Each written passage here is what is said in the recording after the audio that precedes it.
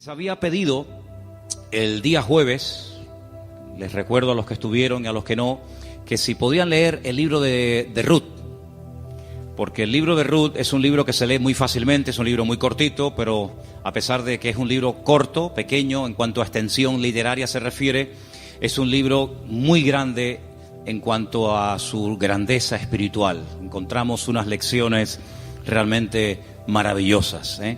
Así que en esta tarde vamos a disfrutar de la exposición de la palabra a través del libro de Ruth y vamos a orar en este momentito para pedir la bendición del Señor. Queremos, como siempre, dar la bienvenida a todos, especialmente a los que probablemente esta tarde estén por primera vez. Yo veo caras nuevas en esta tarde, espero que estén a gusto, que estén cómodos y que podamos disfrutar todos de la palabra del Señor en este momento. Padre Celestial, te damos muchas gracias por este tiempo hermoso de alabanza, de adoración que hemos tenido. Gracias, Padre, por este lugar que tú nos has provisto para alabar y adorar tu nombre.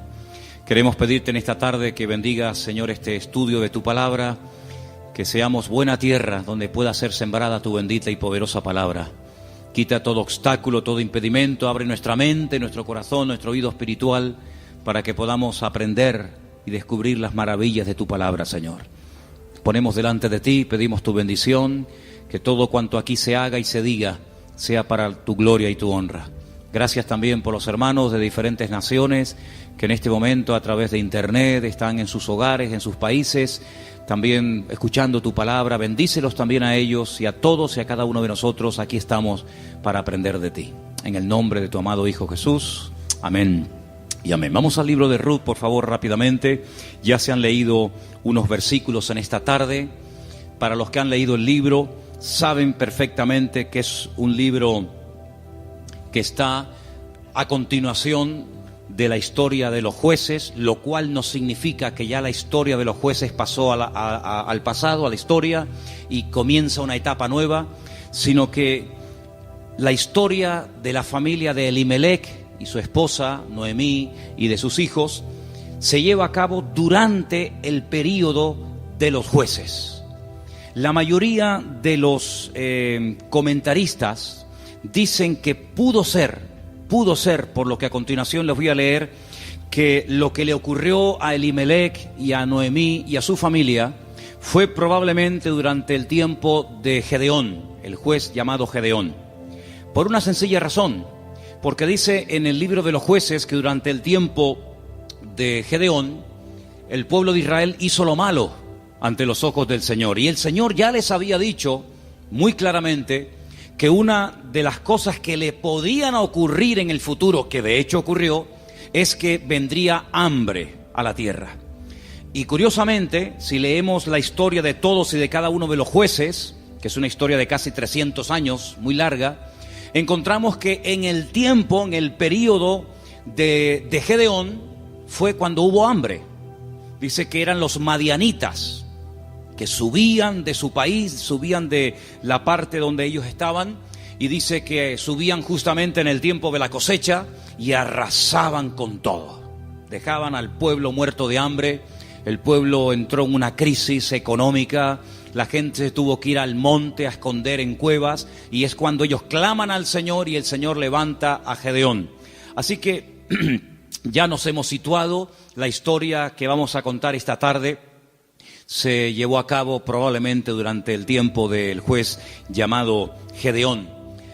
Los personajes principales que aparecen en el capítulo 1 ya los conocéis. Elimelech, que es el padre de la familia, cuyo nombre significa mi Dios es rey. Eli, mi Dios, Melech, rey.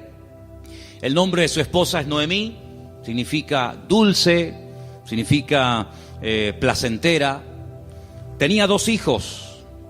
El mayor se llamaba, como dice aquí, versículo 2 de Ruth capítulo 1, Malón y Kelión. Malón significa débil, enfermizo. Probablemente era un joven, un niño que desde pequeñito fue muy enfermito y los padres lo vieron así muy flaquito, muy raquítico y le pusieron este nombre que espero que no se le ocurra ponerle a ninguno de ustedes a sus hijos. ¿Cómo se llama el niño? Enfermito, debilucho. Y el otro no se queda atrás. El otro, Kelión, significa abatido o consumido. Dicho en términos modernos, el hecho polvo de la familia. ¿Qué familia? Bueno, ellos viven en una pequeña población llamada Bet-Lehem, cuyo nombre significa la casa del pan, en la provincia de Judea, el mismo pueblo donde tiempo más tarde nacería el rey David y donde mucho tiempo después nacería nada más y nada menos que el Mesías, el Señor Jesucristo. Ellos ven que el país está pasando por un momento terrible, diríamos hoy en día de paro, de crisis, de pobreza, de miseria, y deciden irse a vivir al extranjero, concretamente a Moab. ¿Qué país sería hoy en día Moab? Bueno, sería el territorio que ocupa Jordania, ¿vale? Hay muchos lugares desde Israel, estando uno viajando por la carretera de Israel, que lo que separa a Jordania de Israel es simplemente la frontera natural del río Jordán y la frontera natural del Mar Muerto. Si tú estás en Israel y ves perfectamente Jordania enfrente de ti. Bueno, pues a ese país llamado Moab, en aquel momento, es donde Elimelech dice, bueno, vámonos de aquí porque aquí nos vamos a morir de hambre, no hay trabajo, no, hay hambre, hay escasez, y se van a vivir a Moab. Los moabitas, como ustedes saben, es para situarnos un poquito, los moabitas eran descendientes de una de las hijas de Lot. Ustedes se acuerdan que cuando Sodoma y Gomorra fue destruida, las hijas de Lot pensaban que el único hombre que quedó vivo de toda la tierra era su padre. Y entonces ellas deciden emborrachar a su padre, mantienen relaciones con él, y de esa manera pues la raza humana no se extinguiría.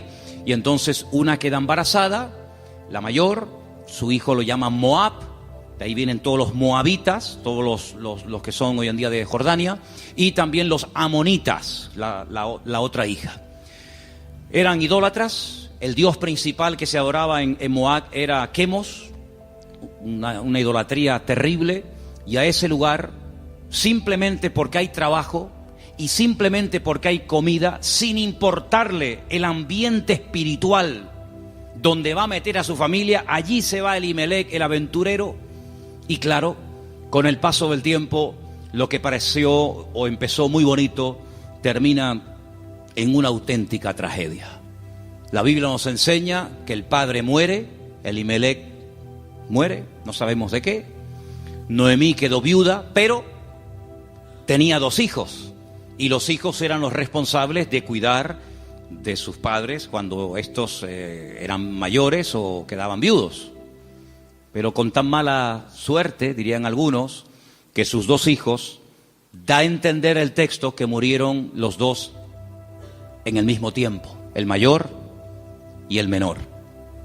Los judíos entienden que esto fue una especie de castigo o de consecuencia de haber depositado su confianza en los campos de Moab en vez de en el Dios vivo. Y es que yo creo que problemas vamos a tener siempre durante toda la vida. Ahí no está la cuestión. La pregunta es, ¿cómo vamos a reaccionar los creyentes cuando tengamos problemas? Porque como reacciona la gente del mundo, ya lo sabemos. Pero ¿cómo debe de reaccionar un hijo, una hija de Dios, una familia cristiana, creyente en el Señor, cuando vienen tiempos difíciles? De paro, de enfermedad, de muerte, de separaciones de los padres o problemas económicos. ¿Cómo vamos a reaccionar ante la adversidad? Bueno, no se le ocurrió otra cosa a Elimelech que decir, vámonos de aquí y nos vamos a Moab y empezamos de cero.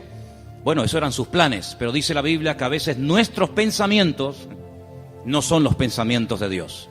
Y allí, de la noche a la mañana, hermanos, aquello que empezó tan bonito terminó siendo una auténtica tragedia.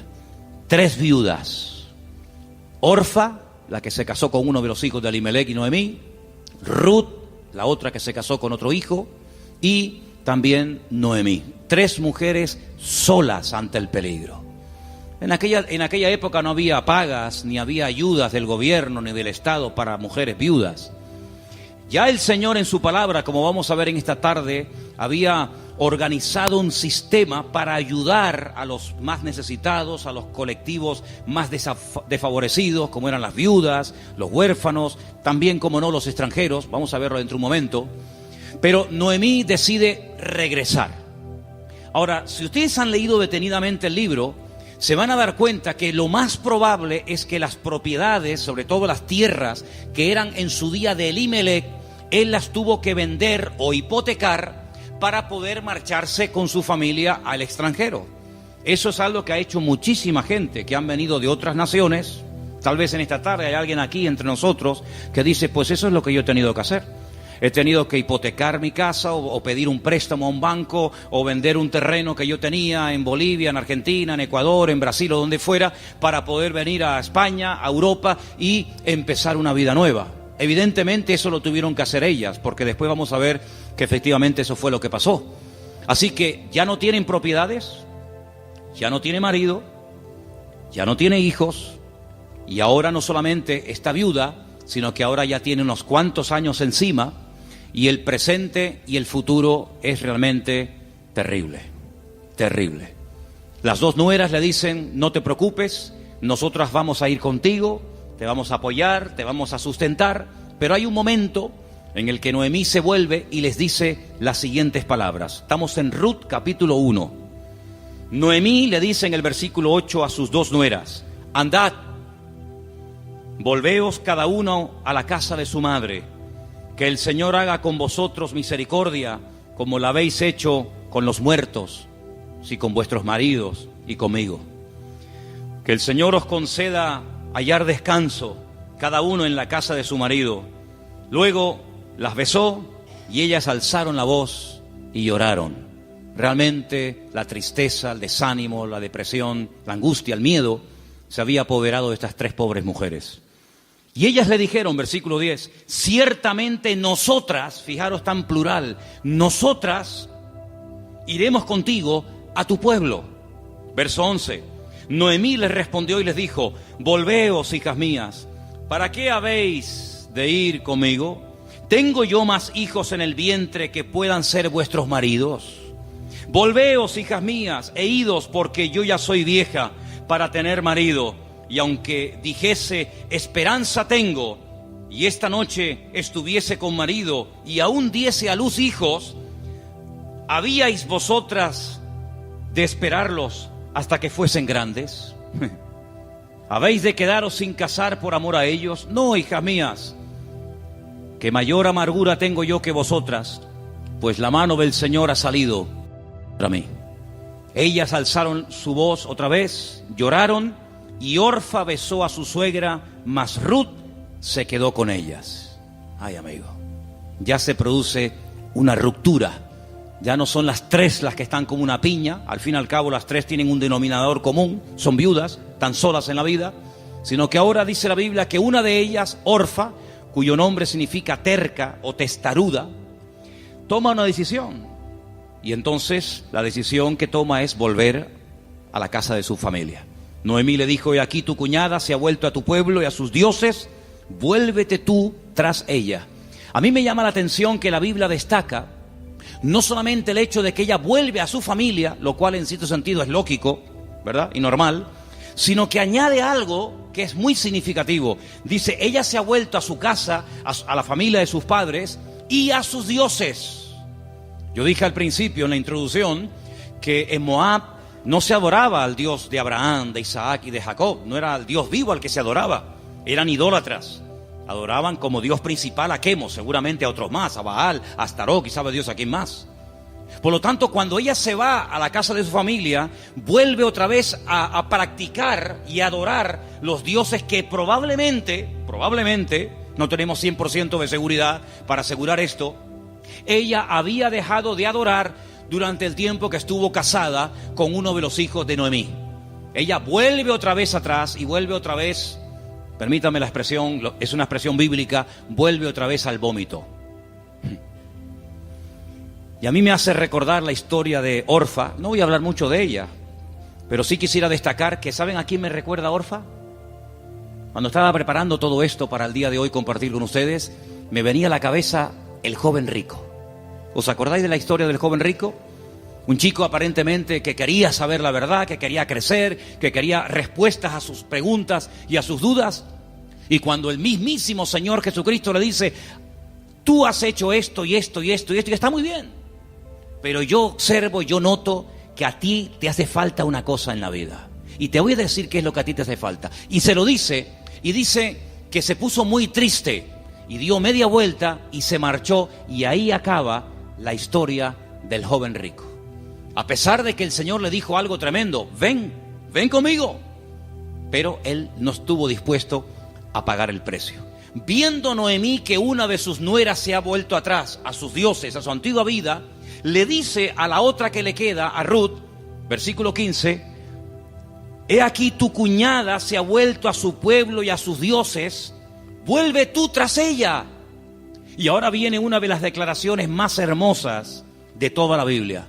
Versículos que mucha gente sabe de memoria, porque son una declaración muy profunda de lo convencida que estaba, de lo dispuesta que estaba Ruth de no dar marcha atrás. Los leo, versículos 16 y 17. Ruth le dice, no me ruegues que te deje y me aparte de ti, porque a donde quiera que tú fueres, iré yo. Donde quiera que vivieres, viviré. Tu pueblo será mi pueblo, y tu Dios será mi Dios. Donde tú murieres, moriré yo, y allí seré sepultada. Así me haga el Señor y aún me añada, que solo la muerte hará separación entre nosotras dos. ¿Cuántos dicen amén? Y allí se van estas dos mujeres. Claro, lógicamente Noemí es mucho más mayor que Ruth, pero allí emprende una aventura rumbo a lo desconocido. Se va Ruth a un país que no conoce, solamente de oídas, donde las costumbres, la religión, por decirlo de alguna manera, las leyes son completamente diferentes a la cultura, al país en el cual ella ha vivido durante toda su vida. Pero allí se va dispuesta a adorar al Dios de Noemí.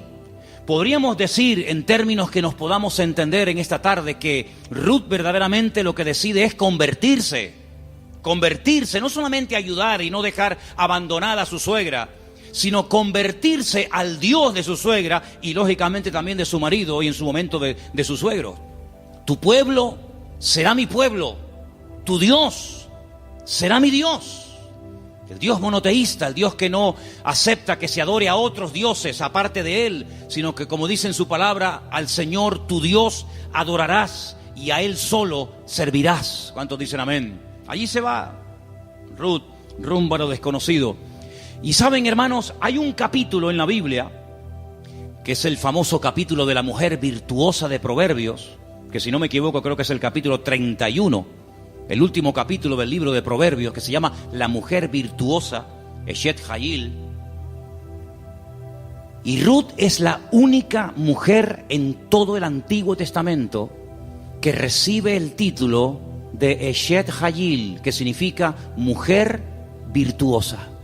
Es decir, que cuando leas el capítulo 31 de Proverbios y que te habla de la mujer virtuosa, tú dices, bueno, ¿y quién es una mujer virtuosa? ¿A quién puedo ver como punto de referencia en la historia de la Biblia para saber a lo que se refiere el Señor? Ahí la encuentras en el libro de Ruth. Una mujer sacrificada, trabajadora, fiel, que es capaz de renunciar a todo a cambio de nada, aparentemente. Una mujer que incluso está dispuesta a morir en tierra ajena.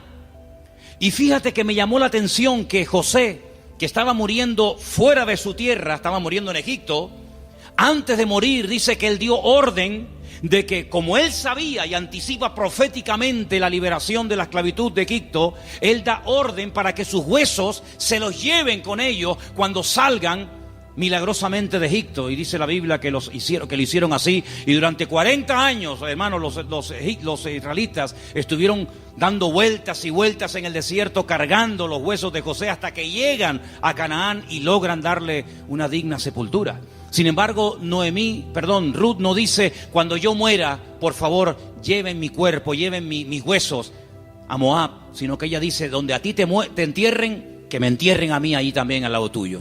Sí, una mujer decidida, una mujer comprometida, en otras palabras, una mujer con las ideas claras. ¿Cuántos dicen amén? ¿Cómo vamos a reaccionar frente a la adversidad? Porque si huyeron de Israel, de Betlehem, huyeron a Moab para buscar una mejor vida, ahora la tortilla se ha dado la vuelta. Ahora cuando regresan, ya sin marido y sin hijo, y con unos cuantos años encima, sola, viuda y sin recursos, hipotecada hasta las cejas y con otra nuera que la acompaña, pues no piensen ustedes que el retorno fue mejor que la ida. Es más, dice la Biblia que cuando las vieron entrar por el pueblo de Betlehem, toda la ciudad se echó a la calle diciendo: madre mía, podríamos utilizar el refrán popular nuestro que dice: ¿quién te ha visto y quién te ve? La mujer salió, o las mujeres salían al encuentro a saludarla y le decían: Noemí, Noemí, tantos años sin saber de ti, vienes sin marido, vienes sin hijo, vienes enferma, golpeada, herida por la vida. Y ella decía: no, por favor, no me llaméis nunca más, no me llaméis más Noemí, porque yo no tengo placer, no tengo contentamiento, ya no me alegra, ya no me llena nada en la vida. Por favor, llamadme Mará, Mará, que significa mujer amargada o afligida. ¿Qué te parece? Y ahora uno dice: bueno, ¿y ahora qué? ¿Ahora qué? ¿A qué se van a dedicar estas mujeres? Ahora sí quiero que vayamos al libro de Levítico, donde hay unos versículos que pocas veces se leen, pero vamos a ver que son muy interesantes, porque en ese pasaje de Levítico, capítulo 19, del 9 al 10, no sé si ustedes lo tenían buscado, ¿no? Okay. Capítulo 19 de Levítico, vamos a leer una ley que solamente existía en el pueblo de Israel en aquel tiempo, y es una ley tan extraordinaria, tan increíble, que fue lo que ayudó en cierto sentido a restaurar la vida de Ruth y de Noemí en aquel nuevo país para ella. Levítico capítulo 19, versículos 9 y 10, el Señor dice en su palabra: cuando ciegues la mies de tu tierra, no segarás hasta el último rincón de ella, ni espigarás tu tierra segada. No rebuscarás tu viña, ni recogerás el fruto caído de tu viña. Para el pobre y para el extranjero lo dejarás, dice el Señor. ¿Qué es lo que hacía la gente? Cuando iba a coger la cosecha, arrasaban con todo. Y si se caía un racimo de uvas, o se caía una espiga de trigo, o de cebada, o de lo que fuera, daban marcha atrás y lo recogían. Y si alguien se metía en aquel campo después del tiempo de la siega, estaba pelado, no había nada. Sin embargo, el Señor dice: ustedes van a ser diferentes. Esto es una ley donde el Señor muestra su amor y su compasión por el pobre, por el huérfano, por la viuda, por el extranjero, por el que no tiene prácticamente ningún recurso para buscarse la vida, como el caso de Ruth y de Noemí. Ustedes, cuando vayan a segar, no sean avariciosos, no quieran acapararlo todo. Oye, si se cae una espiga, déjala. Si hay un rinconcito que no quieres, digamos, cosecharlo, meter la hoz, déjalo ahí en un rinconcito, para que cuando ustedes terminen, pues puedan entrar los que no tienen tierra, los que no tienen trabajo, las viudas, los extranjeros, los pobres, los huérfanos, y puedan de alguna manera conseguir algo para llevarse a la boca. Y eso es lo que utiliza Ruth. Como ella sabe, evidentemente por los labios y por la influencia buena de Noemí sobre ella, le dice: vete a espigar, vete hoy a buscar la vida. Noemí, ¿a dónde va a ir la pobre? Si la pobre ya está vieja, está enferma, está cansada, está desanimada. Pero allí se va Ruth. Y si ustedes han leído el libro, dice que se va antes de la salida del sol, y cuando llega la noche aún está espigando en el campo. Es increíble. Ella podía haber recogido menos, pero ella está recogiendo para ella y también para su suegra Noemí. Y hay un momento en el que la invitan a comer. El dueño del terreno, un tal Booz, del cual hablaremos ahora, dice que pregunta, dice: ¿esta mujer quién es? Dice: esta es la nuera de Noemí, lleva todo el día trabajando. Dice: denle de beber agua. Y cuando llega la hora del almuerzo, cuando llega la hora de la comida, la Biblia dice que la invitan a comer. Y ella dice que comió hasta saciarse, pero hay un momento en el que le sobra comida, y en vez de tirarla a la basura, como la mayoría de la gente hace cuando le sobra comida, dice que ella la guarda. Y cuando llega a la noche a la casa de Noemí, dice que le enseña un efa. Un efa son 35 kilos. en este caso de cebada, y dice, mira, esto es lo que yo hoy he espigado, después lo he tenido que desgranar para hacer la harina, y no solamente eso, sino que te traigo la comida que me sobró al mediodía, te la traigo para que tú comas. Cuando le pregunta a la suegra, ¿en qué campo tú has estado hoy? ¿Dónde has trabajado? Y le dice, he trabajado en el campo de un tal Booz, y me ha tratado muy bien. Le ha dado orden a sus criados, a los jornaleros, de que no se metan conmigo, de que no se rían de mí, de que me traten bien, de que no me hagan pasar vergüenza. Y le dice Noemí, pues si en ese lugar te ha ido bien, sigue ahí. Eso me llama mucho la atención. Dice, no cambies de campo. Si en un sitio te ha ido bien, ¿para qué ir a otro sitio? Ayer estábamos en el sur y hablando con un señor venezolano que ha montado un negocio, me dijo una frase que yo en mi vida había oído y nos gustó mucho y nos impactó. Y dijo, nunca vuelvas al lugar donde un día fuiste feliz. Porque si vuelves a un lugar hace años donde fuiste feliz, nunca más volverás a experimentar la felicidad que añoras. Oye, me impactó aquello. Y me vino a la cabeza el texto que dice, nunca digas que los tiempos pasados fueron mejor que el tiempo presente. Dice, porque no hablarás con sabiduría. Pero Noemí se da cuenta de que hay un hombre que se llama Booz, y resulta que se da cuenta la viuda Noemí de que ese tal Booz, cuyo nombre significa mi fortaleza, resulta que es Goel. Ahora hablaremos de esta palabra, que es una palabra de vital importancia en la Biblia. Aprendan de esa palabra. Viene del verbo Gaal. El verbo Gaal en hebreo significa libertar. Goel es la palabra que se traduce al castellano por la palabra redentor. Ahora vamos a ver lo importante que era la figura del Goel, porque en cierto sentido vamos a ver que Booz es un tipo de Cristo. Fíjate qué importancia tiene esto. Resulta que había una ley, que vamos a leerla, hemos leído la ley de la siembra, de dejar trozos para los pobres, para las viudas, pero en Deuteronomio capítulo 25 hay una ley muy, muy interesante que yo no sé, si la tuviéramos que poner en práctica nosotros hoy en día, si estaríamos dispuestos a cumplir con esto. Yo no sé, pero es muy interesante, no sé si alguna vez la has escuchado. Dice así, Deuteronomio capítulo 25, del versículo 5 en adelante. Dice así la palabra, escucha. Cuando hermanos, varones, habitaren juntos y muriere uno de ellos, como el caso de Malón y Kelión, que eran hermanos que vivían juntos, si muere uno de ellos y no tuviere hijos, la mujer del muerto no se casará con hombre extraño. Su cuñado se llegará a ella y la tomará por mujer y hará con ella parentesco. Y el primogénito que ella diere a luz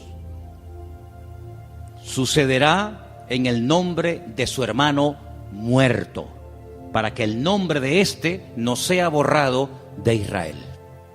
¿Entendéis, no? Si el hombre no quisiere tomar a su cuñada, irá entonces su cuñada a la puerta, a los ancianos, y dirá, mi cuñado no quiere suscitar nombre en Israel a su hermano, y no quiere emparentar conmigo. Entonces los ancianos de aquella ciudad lo harán venir, hablarán con él, y si él se levantare y dijere, no quiero tomarla, se acercará entonces su cuñada delante de los ancianos, le quitará el calzado del pie, le escupirá en el rostro y le hablará y le dirá, así será hecho al varón que no quiere edificar casa a su hermano, y se le dará este nombre en Israel, la casa del descalzado. Qué ley tan extraña, ¿no? Dos hermanos y uno de ellos muere sin haber tenido hijos, y para que no se olvide o para que no se quede su nombre borrado en la historia, el hermano vivo, que es el Goel, el Redentor, tenía que casarse con la viuda, y el primer hijo que naciera de esa relación es como si fuera hijo del hermano difunto, para que de esa manera se perpetuara su nombre y para que de esa manera las herencias y las tierras no se diluyeran en el espacio y en el tiempo. Y esto es lo que le ocurre a Ruth. Ruth resulta que se casó con un judío, con un hombre de Belén de Judea, pero ella no tuvo hijos con él. Su hermano, es decir, su cuñado, también murió. Por lo tanto, no hay posibilidad de redimirla. Pero cuando llegan a Israel, la familia de Elimelech, la familia de su marido, pues siguen viviendo allí. Y hay un pariente cercano al cual Booz le dice: oye, a ti te corresponde el derecho de casarte con Ruth. A ti te corresponde el derecho de pagar todas las deudas de Ruth. A ti te corresponde recuperar el patrimonio y las tierras que en su tiempo tuvieron que venderse para que esta familia tuviera que irse al extranjero. Es decir, te haces cargo de la tierra, te haces cargo de las deudas y te haces cargo de la viuda. Y este dice: de eso nada. De eso nada. Pagar yo deudas que no son mías y casarme yo con una mujer que a mí ni me va ni me viene. Y Booz dice: muy bien, vamos a ir delante de 10 ancianos, vamos a ir delante de un minyan, delante de 10 hombres judíos, y tú vas a decir eso delante de ellos, que no quieres redimir a Ruth, que no quieres hacerte cargo de sus deudas, de sus hipotecas y de la viuda, y lo vas a decir delante de testigos. Y lo dice. Y entonces es cuando entra en escena Booz y le dice a Ruth: hija, tú no te preocupes. Ahora, la diferencia de edad de Ruth y de Booz tenía que ser inmensa. Algunos comentaristas dicen que ese pariente que rehusó casarse con Ruth probablemente era un hermano de su suegro, de Elimelech. Y algunos comentaristas también he oído que opinan que Booz puede ser que también estuviera emparentado con su suegro, de tal manera que ya era un señor mayor, una persona ya de cierta edad, había una diferencia de edad tremenda. Pero él asume la responsabilidad, no solamente de casarse con la viuda, sino de pagar la hipoteca y las deudas que la familia dejó y que hay que volver a recuperar las tierras. Lógicamente todo eso costaba dinero. Solamente había 2 posibilidades de que en Israel una persona que se desprendiera de patrimonio pudiera volver a recuperarlo. Solamente había 2 formas. Una, que llegara el año de jubileo. ¿El año de jubileo qué era? Era una celebración, una fiesta que se llevaba a cabo cada 50 años. A los 50 años las deudas quedaban anuladas. De ahí viene una parte del famoso Padre Nuestro. Padre Nuestro, perdona nuestras deudas como nosotros también perdonamos a nuestros deudores. Está inspirado un poco en el año de jubileo. Los que eran esclavos, se les daba la libertad. Si alguno no quisiera, había todo un proceso para poder volver a retenerlo.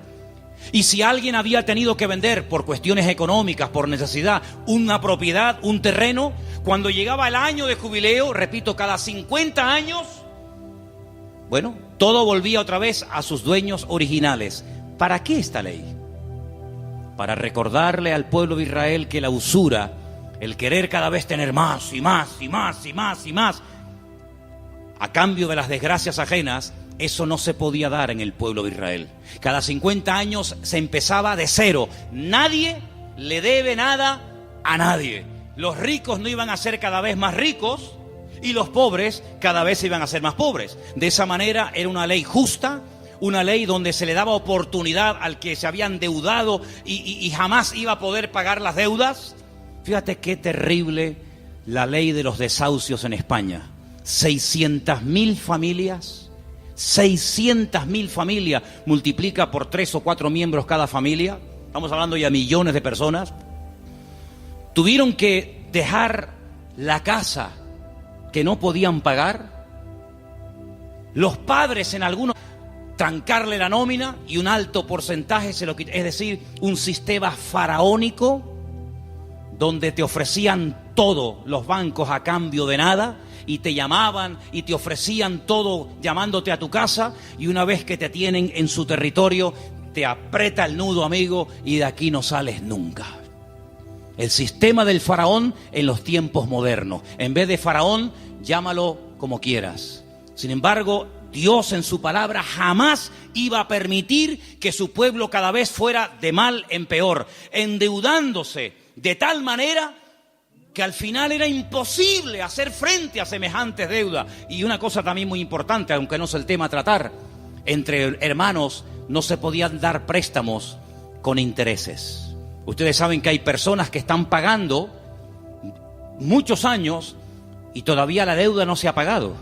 Lo que están pagando es simplemente parte de los intereses, porque son tan elevados que por una regla de 3, cuanto más pagas, más debes. ¿Cómo se come eso, hermano? Así que la única forma de recuperar una tierra que se había vendido era llegar al año de jubileo. Pero ¿quién le aseguraba al que había vendido una propiedad, ponte que tuviera 40 o 50 años, que iba a durar otros 50 años para recuperar la tierra? Era prácticamente imposible, impensable. Pero luego había otra forma.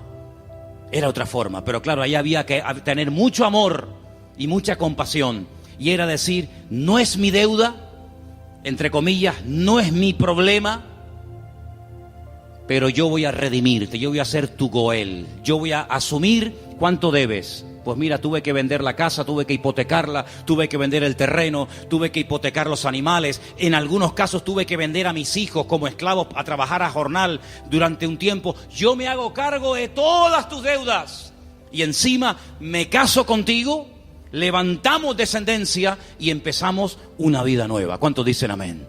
Bueno, hermano, eso fue lo que hizo el Señor Jesucristo por todos y cada uno de nosotros, ¿sí o no?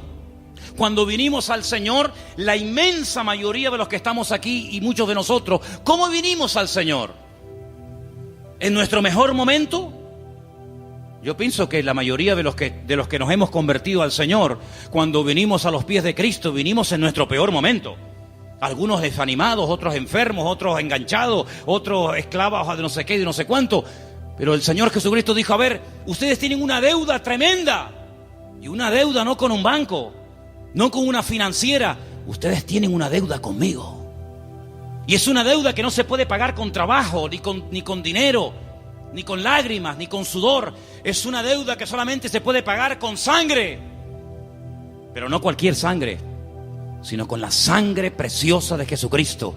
Y vuestra miseria, vuestra hipoteca, vuestra crisis material y espiritual, yo me hago cargo de ella. Y yo os compro a precio de sangre. Y por eso podemos leer en Primera de Pedro unos versículos tremendos, donde basados en la ley del Goel, el que redimía al que estaba destruido, Pedro dice, tenéis que saber, hermanos queridos, Primera de Pedro 1:18, que habéis sido rescatados. Eso fue lo que hizo Booz por Ruth, rescatarla, redimirla.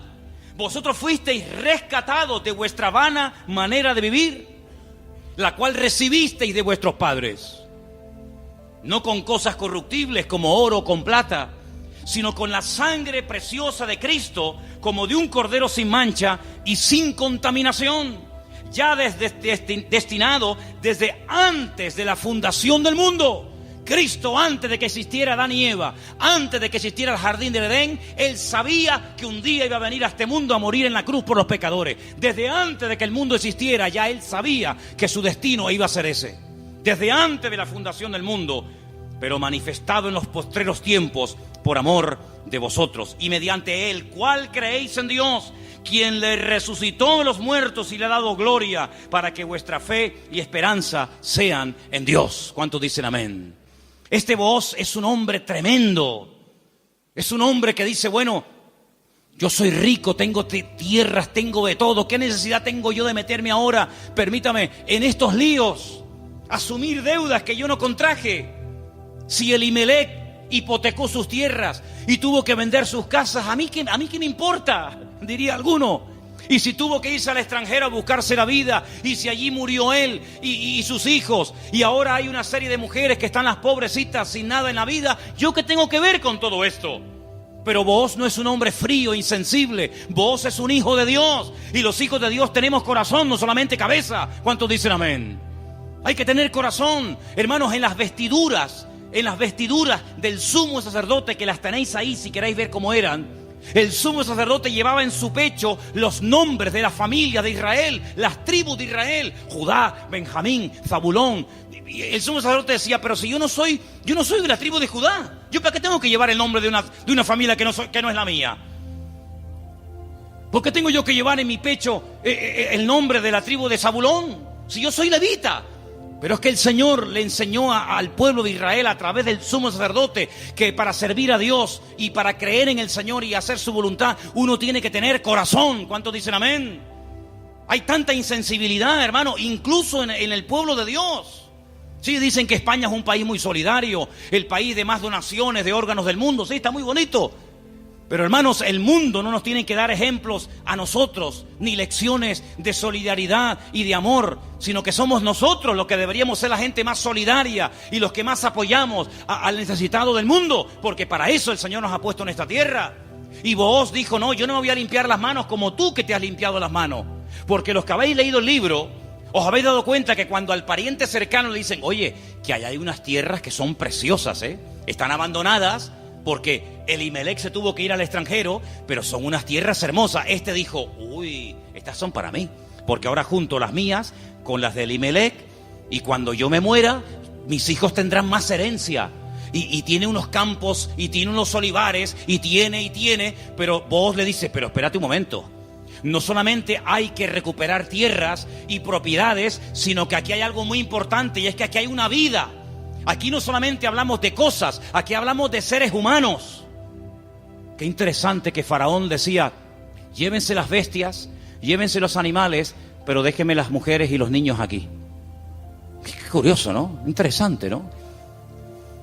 Y Booz dijo: no, si tú no quieres hacerte cargo de esta situación y no quieres coger todo el paquete, sino lo que te interesa, y renuncias, entonces yo hago acto de presencia. Y ahí entra Booz en escena, y dice la Biblia que se casan, y desde el momento en el que Ruth entra en contacto con Booz, su vida cambió radicalmente. Pero yo pregunto, ¿y este hombre tan bueno, tan solidario, con un corazón de oro, que sin comérselo ni bebérselo, se encuentra de la noche a la mañana teniendo que asumir una responsabilidad tremenda de atender a una viuda, con lo que eso conlleva, de atender también a una suegra que no era la suya, pero que viene en el paquete también incluida, de tierras, de hipoteca? Este pedazo de hombre, ¿de dónde salió? Algunas hermanas solteras que están orando para tener un compañero, un varón en la vida, dice: pero Señor, súpleme un Booz. ¿Dónde están esos hombres? Bueno, yo no sé dónde están, pero yo te digo una cosa: yo sé de dónde salió este. ¿Sabes de quién es hijo Booz? ¿Tú te acuerdas cuando un día el general Josué le dice a 2 de sus soldados: vamos a entrar a Canaán, cosa que Moisés no logró hacer? A nosotros nos corresponde ahora entrar y tomar posesión de la tierra. Pero antes de entrar, vamos a hacer algo. Voy a mandar a 2 espías, no exploradores como los que mandó Moisés, que fueron unos inútiles, sino 2 espías, 2 hombres que entren secretamente, y cuando vengan nos digan qué estrategia tenemos que emplear para atacar este pedazo de ciudad con doble muro, cerrada, imposible de conquistar. Y ahí se van estos 2 hombres. Y van y se quedan en una casa de prostitución. Y algunos dirán: ¿y cómo 2 hombres del pueblo de Israel se van a semejante lugar? Bueno, no es que fueron a pecar, sino que era el lugar donde 2 extranjeros pasarían desapercibidos perfectamente, porque por allí entraban y salían muchos. Y allí contactaron con la dueña de aquel negocio, por llamarlo de alguna manera, y la dueña una noche en una habitación les dice: yo sé quiénes son ustedes, yo sé de qué país sois, yo sé que vosotros sois israelitas, y yo he oído lo que vuestro Dios ha hecho por vosotros. Yo he oído que ustedes salieron de un país llamado Egipto, y cuando llegaron a la frontera natural del Mar Rojo, que no podían avanzar y el faraón venía detrás, ustedes clamaron al Señor y el Señor les abrió el Mar Rojo y ustedes pasaron por en medio de él. Y cuando el faraón intentó meterse, el Señor cerró las aguas y murieron los ejércitos del faraón. Y ustedes entraron por el desierto. Y hemos oído lo que el Señor ha hecho por vosotros. Y por eso la ciudad está muerta de miedo y ha desfallecido nuestro corazón. Yo suplico, yo ruego por amor de vuestro Dios, que cuando entréis y toméis posesión de la tierra, porque sabemos, y dice así, sabemos que Jericó va a ser tomada y conquistada por vosotros, que tengáis misericordia de mí y de mi familia. Y estos hombres se quedan sorprendidos porque esta mujer está contando las noticias de hace 40 años. ¿Tú te acuerdas de lo que leíste en el periódico hace 40 años? Bueno, algunos dirán, pero si yo no tengo más que 25. ¿Pero alguien se acuerda aquí de lo que leyó en un periódico hace 40 años? Ella lo tenía fresco en su mente. Vienen a por nosotros, nuestros días están contados. Esta tierra no nos pertenece. Vienen los hijos de Dios, viene el Dios de Abraham, de Isaac y de Jacob. Tengo que tomar medidas preventivas. Tengo que salvar mi vida y la de mi familia. Y los espías le dicen, vamos a hacer algo. Si tú no te chivas, si tú no dices que hemos estado aquí, si tú no vas ahora con el cuento al capitán de la guardia o al rey de Jericó, sino que tú mantienes el secreto, y el día que nosotros entremos en la ciudad, tú estás dentro de la casa con toda la familia que quiere ser salva, nosotros te protegeremos a ti y a toda tu familia. Y como va a ser esto algo tremendo, porque aquí va a haber una conmoción, un terremoto, esto va a ser un cataclismo terrible, y una ciudad tan enorme, para saber diferenciarla de tantas casas, coge este trapo de color rojo, lo amarras ahí por fuera de la ventana. Yo le diré a los soldados cuando entren a tomar posesión de Jericó, que donde hay un trapo rojo colgado ahí en la ventana, ahí no entren, que esa es la casa de Rahab, la ramera. Y dice la Biblia que ella vivía entre un trozo del muro y el otro, entre muro y muro. Toda la ciudad cayó. No cayeron los muros de Jericó, hermano, ¿sí o no? Cayeron los muros de Jericó, pero la casa de Rahab no cayó. Pero no estaba en el muro. Pero el que confía en el Señor verá cómo caen a su lado 1000 y 10.000 a su día. Mas a ti no llegará, dice la Biblia. Toda la ciudad cayó, hermano, como añicos. Pero la casa de Rahab se quedó ahí. Y ella se va a vivir con su familia al pueblo de Israel. Y se casa, dice la tradición, con uno de aquellos espías que se llamaba Salmón. No es que se casó con un pescado. Se casó con un señor que se llamaba Salmón. Y queda embarazada. Y cuando da luz, nace nada más y nada menos que un hijo que le pusieron Booz. Ay, amigo, así que Booz era el hijo de Rahab, la de Jericó. Sí, amigo. ¿Qué te parece? ¿Cómo una persona puede cambiar la vida cuando pone su mirada y su confianza en las manos del Señor? De ser una mujer como era en Jericó, a lo que llegó a ser cuando lees el árbol genealógico, los antepasados de Cristo, en Mateo capítulo 1, te encuentras que en el árbol genealógico de nuestro Señor Jesucristo aparece nada más y nada menos que Rahab, aquella mujer salvada milagrosamente de la destrucción de la ciudad de Jericó. Es que en el libro de Ruth hay algo que predomina, hay un hilo conductor que lo encuentras por todas partes, y es que nuestro Dios es un Dios que es un especialista en restaurar vidas destrozadas. ¿Cuántos dicen amén? No solamente es un Dios que echa fuera demonios y un Señor que levanta al caído, y un Dios que sana a los enfermos y que salva a los pecadores, sino que es un Dios que le encanta restaurar vidas destrozadas, y cuanto más difícil, mejor lo hace. ¿Cuántos dicen amén? Dile al que está a tu lado, nuestro Dios es un Dios que restaura las vidas. ¡Aleluya! Nuestro Dios restaura las vidas. ¡Aleluya! Vos, el Goel, el Redentor, asume sus responsabilidades, sabe que el primer hijo va a ser considerado no como suyo, sino como hijo del difunto, del marido de Ruth, pero no le importa.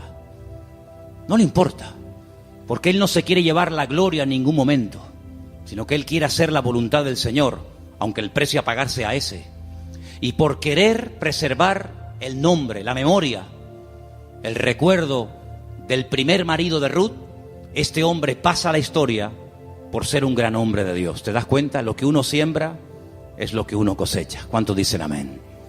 Ahora, no solamente el Goel, el Redentor, era el responsable de pagar las deudas del difunto y recuperar las tierras y casarse con la viuda, sino que hay un elemento que quiero mencionarlo de pasada, no aparece en el libro de Ruth, pero lo quiero comentar, y es que era el responsable de vengar la sangre, era el vengador de la sangre. Es decir, si por ejemplo al marido de Ruth lo hubieran matado, en vez de morir de una enfermedad, como aparentemente parece que murió, lo hubieran matado, Booz tenía la obligación de vengar la sangre del marido de Ruth. Era el que vengaba la sangre derramada inocentemente por cualquier persona.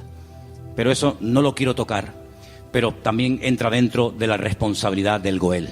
Ahora, hay 3 versículos que vamos a leer en esta tarde que son muy bonitos y muy interesantes, y por favor presten atención. Salmo 119, 154. Defiende mi causa y redímeme, vivifícame con tu palabra. Vuélvelo a leer otra vez, por favor. Defiende mi causa y redímeme, vivifícame con tu palabra. La figura del Redentor, la figura del Goel, estaba tan impregnada en la cultura judía, en la cultura bíblica, que los salmistas, los que escriben salmos y otras porciones de la Biblia, conociendo la importancia de este personaje tan trascendental para poder restaurar vidas destruidas, se inspiran en esa figura, y entonces el salmista, que seguramente es el autor del Salmo 119, el rey David, dice: redímeme, sé tú mi Goel. Fíjate qué importante era la figura del Goel en aquellos tiempos. Proverbios 23:11, por favor. Porque el defensor de ellos es el fuerte, el cual juzgará la causa de ellos contra ti. Ahí está, el Señor haciendo las veces del fuerte, del protector, del que cuida, del que redime, del que ayuda a levantar al que ha tropezado y caído. Realmente es algo realmente extraordinario. Y el último texto, Isaías 41:14. No temas, gusano de Jacob, oh vosotros los pocos de Israel, yo soy tu socorro, dice Jehová, el Santo de Israel es tu Redentor. Amén. El Santo de Israel es tu Goel, es tu Redentor. Él es el que se va a encargar. Ahora, hermano, déjeme que les diga algo. El Goel, el Redentor, ¿de qué se hacía cargo? ¿Solamente de la viuda? ¿Solamente de las deudas? Se hacía cargo de todo. El primero renunció porque quería parte de la tierra, pero no quería asumir la responsabilidad de casarse con la viuda. Booz dice: no, todo o nada. Las deudas, las hipotecas, lo que se perdió, y también de la viuda. Y hermanos, el Señor Jesucristo, cuando ha venido a nuestra vida, ¿de qué se ha hecho cargo? ¿De perdonar solamente nuestros pecados? Bueno, gloria a Dios, si solamente hubiera hecho eso el Señor, perdonar nuestros pecados y prometernos la vida eterna, bueno, gloria a Dios. Pero es que hay mucho más que eso. Es que con la salvación, con la conversión, no solamente va incluido el perdón de mis pecados, sino la protección física y espiritual de mi vida. Y Él ha prometido suplir todas mis necesidades. ¿Por qué? Porque es mi Redentor, porque es mi Goel. ¿Quién iba ahora a darle comida y vestido y atender y cuidar y mimar y amar a Ruth? Pues tú, que para eso te has casado con ella, el Goel, el Redentor. Bueno, pues eso es lo que el Señor ha hecho con nosotros. En ciertos sentidos, como que se ha casado Dios con su pueblo. A su pueblo le llama su cuerpo. Ese cuerpo tiene una cabeza que es Cristo. Y Él es el que se encarga de todos y de cada uno de los detalles de nuestra vida. Entonces, yo no entiendo cuando hay creyentes que tienen una fe muy grande para una cosa y luego para otro dudan. Pero que el Señor se ha hecho cargo y ha comprado todo. Tus deudas, tus enfermedades, tus desánimos, tus miedos, tus angustias, tus complejos, tu pecado, todo lo ha comprado el Señor. Y Él va a hacer una obra total y completa en la vida de todos y de cada uno de nosotros. ¿Cuántos dicen amén? Hermanos, en el capítulo 3 del libro de Ruth, en el versículo 1, me llamó la atención leyendo. Yo estuve leyendo en hebreo todo el libro y hay palabras que parecen que son muy, muy interesantes. Pero hay una que particularmente me llamó la atención. En el versículo 1 dice: después le dijo su suegra Noemí: hija mía, ¿no te he de buscar hogar para ti, para que te vaya bien? Es decir, Noemí dice: yo voy a hacer todo lo posible para que tú a mi lado tengas algún día tu propio hogar. Y busqué la palabra hogar en hebreo, y la palabra que aparece en el versículo 1, aquí traducida por hogar, es la palabra Manoah. Y cuando yo veo en el texto que pone Manoah, le digo a Elena: Elena, ¿no hay un personaje en la Biblia que se llama Manoah? Y me dice: sí. ¿Quién era Manoah? Sí, señor. Muy bien, hermano. Era el padre de Sansón, Manoah. Y digo, voy a buscar lo que significa Manoah. Y resulta de que me encuentro que la palabra hogar, Manoah, se puede traducir por descanso, tranquilidad, reposo, quietud y otros tantos sinónimos. Y me pongo a buscar versículos en la Biblia, solamente vamos a leer 2. Me pongo a buscar versículos en la Biblia donde aparece la palabra Manoah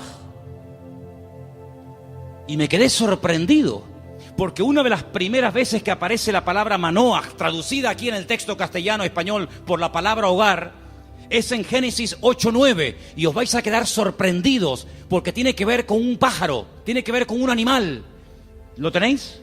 Génesis capítulo 8, versículo 9, y dice así. ¿Lo tienen, chicas? ¿Sí? Vamos. Y no halló la paloma donde sentar la planta de su pie, y volvió a él al arca, porque las aguas estaban aún sobre la faz de la tierra. Entonces él extendió su mano y tomándola, la hizo entrar consigo en el arca. Noé no podía consultar el parte meteorológico, no tenía ordenador dentro del arca, no tenía WhatsApp y decir: oye, por ahí donde tú vives. Bueno, es que no podía decir eso, porque no había nadie con vida fuera del arca. ¿Y cómo consulto? ¿Cómo me atrevo yo a abrir la puerta del arca y si se me entra el agua adentro? Llevaba un año dentro de aquel barco. ¿Salgo o no salgo? Es que antes de salir hay que tomar medidas preventivas. No te tires a la piscina si no hay agua. No, hermano, eso es fe. No, eso es locura. Eso no es fe. Usted va a la piscina y está vacía. Pero usted, hermano, el justo por la fe vivirá. Y yo le diría: descanse en paz, hermano. ¡Pum! Ahí se quedó el hermano. Uy, le falló la fe. No, le falló la cabeza. Eso no es fe. Eso es un disparate. La fe no es locura. La fe es certeza. Es convicción. No es disparate, ni locura, ni emoción, ni sentimiento. Es seguridad de que lo que voy a hacer, mi Dios me ha dicho que lo haga. Ahora, una cosa es que el Señor me diga: tírate a la piscina, pero no hay agua. Si tú me lo dices, yo me tiro. Pero si tú no me lo dices, yo no me tiro ni loco. ¿Cuántos dicen amén? Muy bien. Noé dice: la única forma de comprobar es mandando una paloma.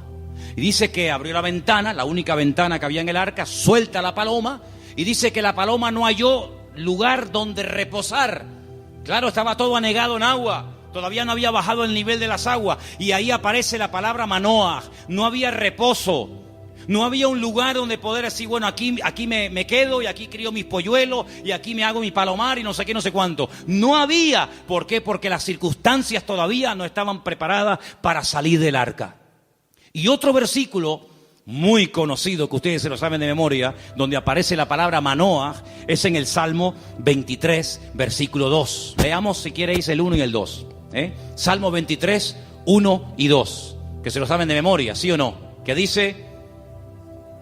Vamos, dale.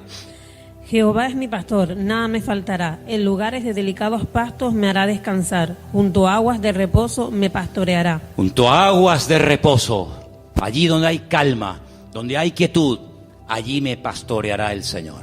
Una de las características del Señor es que lo que hace el Señor trae al corazón reposo, tranquilidad, paz. ¿Cuántos dicen amén? Donde hay paz, está el Señor. Donde no hay paz, dudo mucho de que el Señor esté. El apóstol Pablo le decía a los corintios: lo que yo les he enseñado es para poner orden en la iglesia, porque esto me lo dijo el Señor que compartiera. Porque en nuestras iglesias lo que caracteriza a nuestras congregaciones es el orden. Pero si alguien quiere ser contencioso, allá él.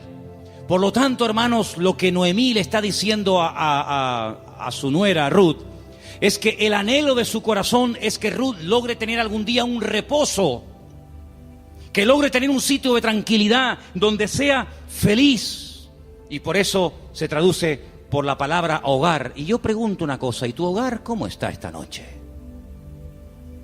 ¿Tu hogar es un lugar de reposo?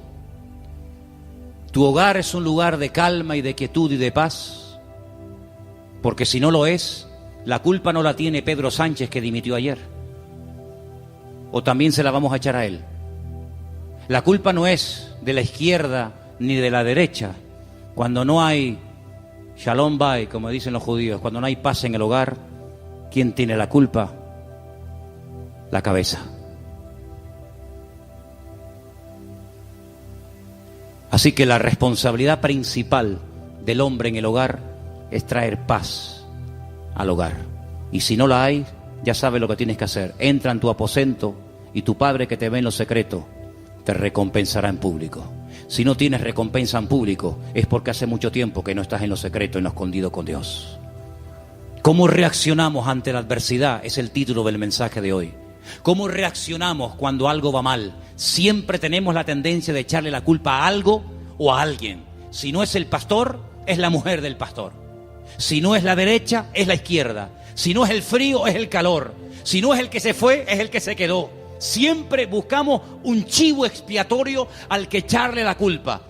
Noemí, hay un momento cuando ella regresa del extranjero que le dice a la población de Betlehem: no me llaméis Noemí, porque la mano del Señor se ha vuelto contra mí. La mano del Señor no está contra ninguno de sus hijos. Simplemente que hay un trato, hay circunstancias, hay situaciones en la vida por las cuales tendremos que pasar, nos guste o no. Pero no tenemos que tener ningún temor, porque lo que permita el Señor en nuestra vida, todo absolutamente está bajo la mano y el control de nuestro Dios. ¿Cuántos dicen amén? Y eso fue lo que consiguió Ruth: un hogar de paz, de quietud y de calma. Y quiero terminar leyendo unos versículos del libro de Ruth, capítulo 4, versículo 11, que fue la bendición que pronunciaron, la bendición que le dieron a los que se casaban ese día, a Ruth y a Booz. Capítulo 4, versículo 11. Dijeron los que estaban allí congregados, los testigos, todos los que estaban en el pueblo, desde el pueblo a la puerta con los ancianos, dijeron: testigos somos. El Señor haga a la mujer que entra en tu casa como a Raquel y como a Lea, las cuales edificaron casa de Israel, y tú seas ilustre en Efrata y seas de renombre en Belén, y sea tu casa como la casa de Fares, el que Tamar dio a luz a Judá, por la descendencia que de esta joven te dé el Señor. Y Booz tomó a Ruth, y ella fue su mujer, y se llegó a ella, y el Señor le dio que concibiese y diese a luz un hijo.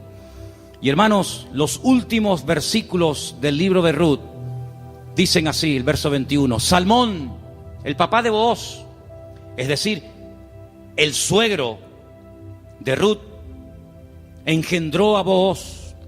Booz engendró a Obed, que significa servidor, el que sirve al Señor.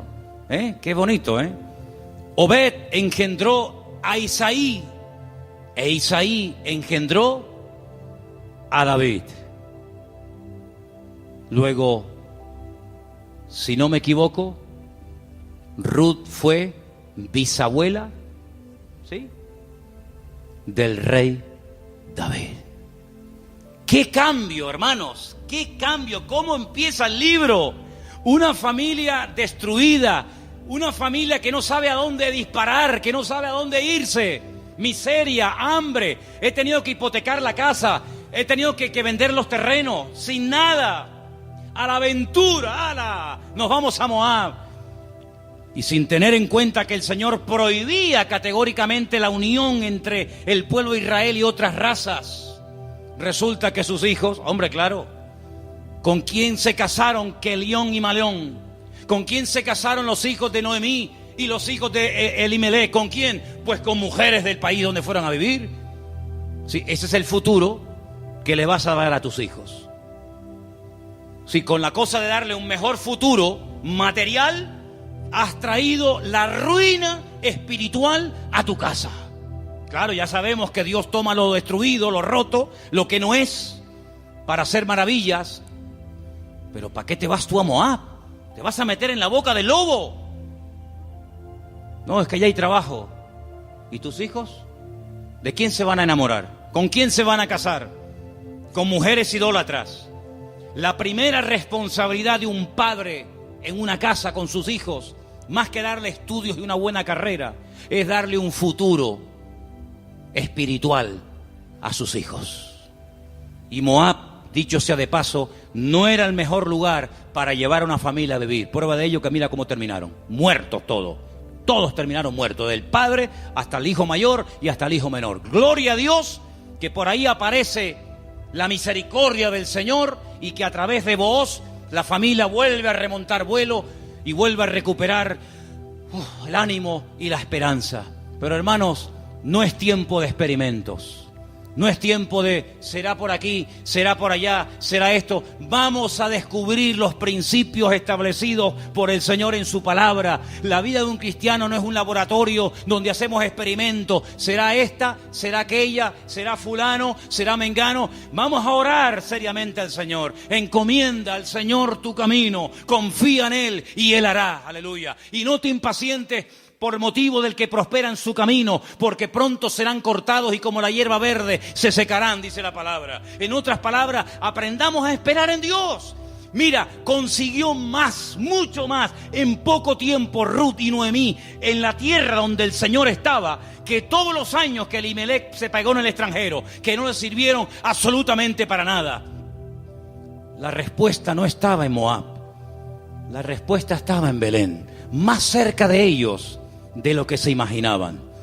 Y yo solamente quiero decirte algo. ¿De dónde viene el Señor Jesucristo? Los antepasados de Cristo, ¿quiénes son? ¿No son Obed? ¿No es Booz? ¿No es Rahab? ¿No es Ruth? ¿No es el rey David? ¿No es la tribu de Judá? ¡Claro que lo es! Luego fíjate tú cuando una persona hace, como dice la Escritura, las cosas decentemente y con orden, las bendiciones que a corto y a largo plazo pueden llover y caerle a la vida de esa persona. Por lo tanto, hermano, no te precipites. Espera en el Señor, porque el libro de Ruth es muy pequeñito, 4 capítulos, pero es tan grande en lecciones. Y sobre todo, júntate con el que te puede edificar. Pégate como una lapa. Ustedes saben lo que es una lapa, ¿verdad? Pégate como una lapa a la persona que te puede bendecir. Le dice, y termino, Noemí a Ruth: no te separes de vos. Esta noche quiero explicar esto, porque puede ser que algunos lo leyeron y dijeron, pero ¿qué le estaba proponiendo la suegra? Dice, esta noche, vístete bien, úngete,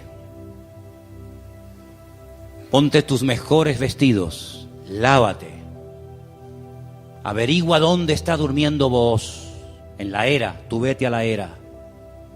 Cuando él esté dormido, tú te pones a sus pies. Y uno está diciendo, pero bueno, ¿qué le está proponiendo Noemí?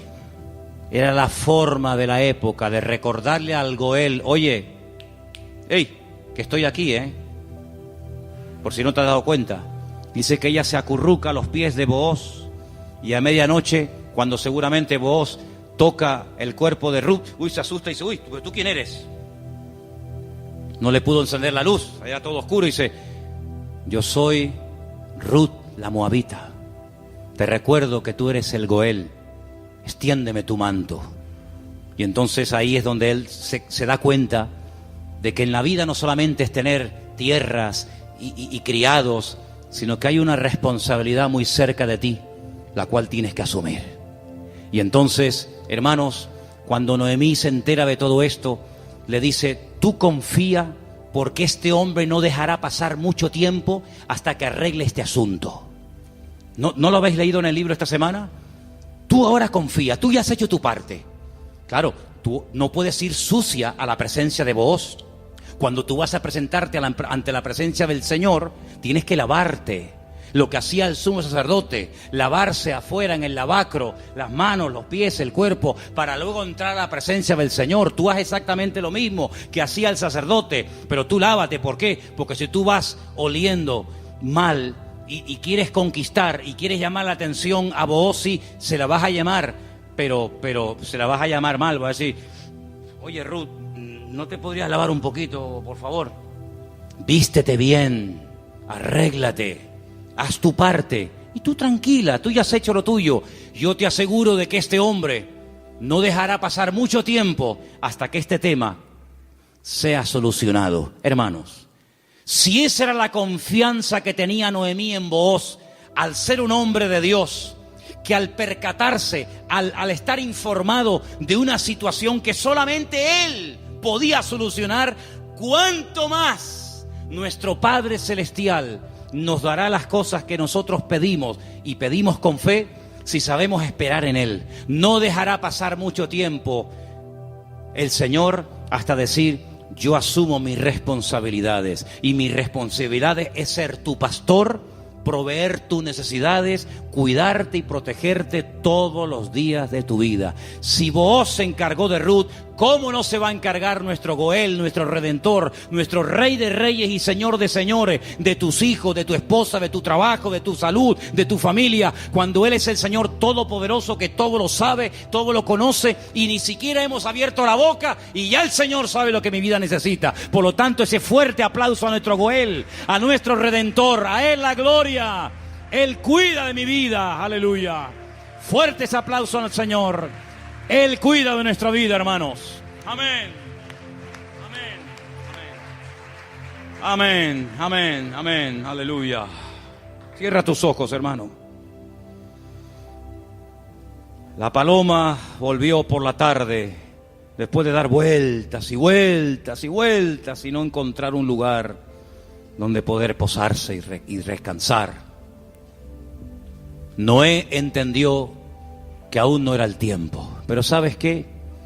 Ya nosotros no vamos a dar vueltas y vueltas y vueltas buscando, como dijo Pedro, ¿a dónde vamos a ir si solamente tú tienes palabras de vida? Aleluya. La búsqueda ya se detuvo hace tiempo, cuando nos dimos cuenta de que bebiendo de los pozos de esta vida siempre volvíamos otra vez a tener sed, hasta que probamos el agua viva de nuestro Dios.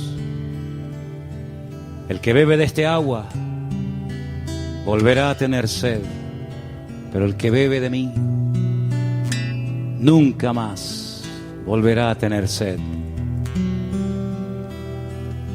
Bendito sea tu nombre, Señor. Ahí donde estás, cierra tus ojos, inclina tu rostro, habla con tu Goel, habla con tu Redentor. Dile, Señor, hazte cargo de mi vida, Señor. Hazte cargo de mi casa, de mi familia, de mis hijos.